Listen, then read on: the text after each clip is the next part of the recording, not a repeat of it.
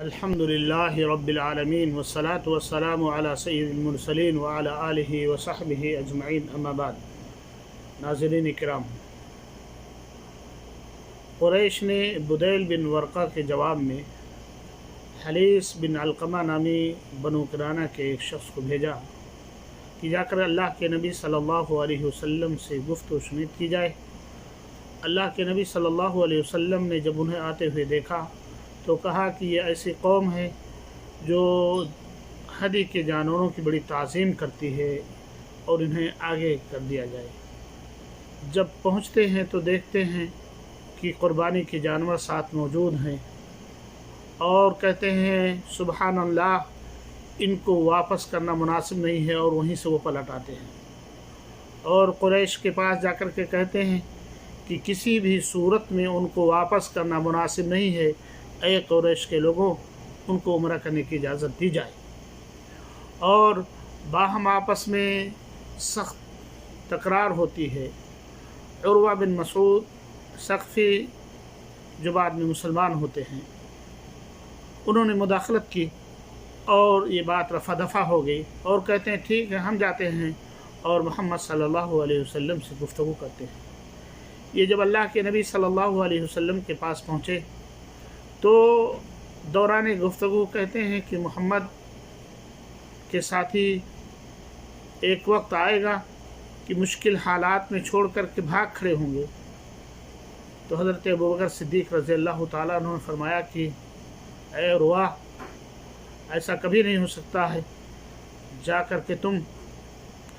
لات کی جو ہے پرستش کرو، اس خام خیالی میں نہ رہو کہ ہم اللہ کے نبی کو چھوڑ کر کے یہاں سے چلے جائیں گے۔ پھر عروہ بن مسعود واپس جا کر کے قوم سے کہتے ہیں کہ اے قوم کے لوگوں، میں نے قیصر و کسریٰ اور نجاشی کے درباروں کو بھی دیکھا ہے کہ جہاں بادشاہوں کی تعظیم و تکریم تو ہوتی ہے، لیکن ان کی قوم کے لوگ جو تعظیم محمد صلی اللہ علیہ وسلم کی کرتے ہیں، اتنی تعظیم میں نے کہیں نہیں دیکھا۔ اس لیے میری رائے اور مشورہ یہ ہے کہ ان کی بات مان لی جائے اور صلح کر لیا جائے۔ یہ بات قریش کے نوجوان سنتے ہیں۔ شام ہوتے ہی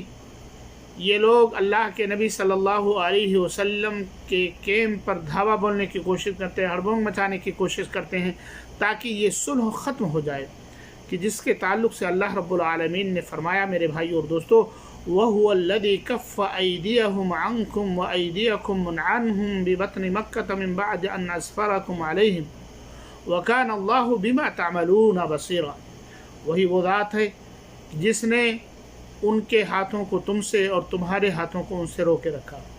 اس چیز کے باوجود کہ اللہ رب العالمین نے تمہیں ان پر کنٹرول دے دیا تھا، اور اللہ رب العالمین تمہارے کرتوت سے اچھی طرح سے باخبر ہیں۔ میرے بھائی اور دوستو، اس کے بعد میں اللہ کے نبی صلی اللہ علیہ وسلم نے عثمان بن عفان رضی اللہ تعالیٰ عنہ کو سفارتکاری کے لیے بھیجتے ہیں۔ یہ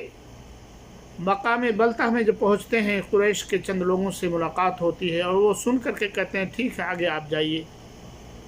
اور جب یہ آگے جاتے ہیں اور اسی میں سعید بن عاص آپ کو اہلاً و سہلاً کہتے ہوئے اپنے گھوڑے پہ سوار کرتے ہوئے اپنی پناہ میں لے جاتے ہیں اور قریش کے سامنے پیش کرتے ہیں۔ گفت و شنید ہوتی ہے، بات ہوتی ہے اور تھوڑی سی تاخیر ہو جاتی ہے۔ تاخیر کا نتیجہ یہ ہوتا ہے کہ انہوں نے کہا کہ اب تھوڑی دیر کے بعد جب بات ہم لوگوں میں آپس میں مشورے کے بعد جو طے پائے گی، اس کے بعد میں بتلایا جائے گا۔ ادھر مسلمانوں کے درمیان یہ افواہ پھیل گئی کہ حضرت عثمان غنی رضی اللہ تعالیٰ عنہ کو لوگوں نے شہید کر دیا ہے۔ اللہ کے نبی صلی اللہ علیہ وسلم کی اس کی جب اطلاع ملتی ہے میرے بھائی اور دوستو، تو اللہ کے نبی فرماتے ہیں کہ اللہ کی قسم، ہم اس وقت تک یہاں سے نہیں ہلیں گے جب تک کہ اس کا مقابلہ نہ کر لیں، اور